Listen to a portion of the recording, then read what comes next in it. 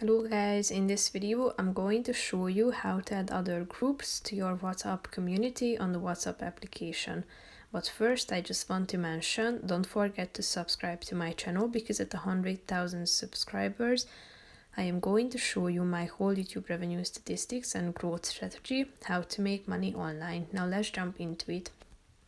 First of all, open the app on your phone, click on the communities tab down below, select your community, tap on it, then scroll down to the other groups section and click on add group.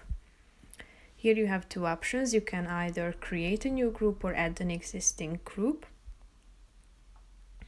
As you tap on the first option, you should add the participants and then click on the next button.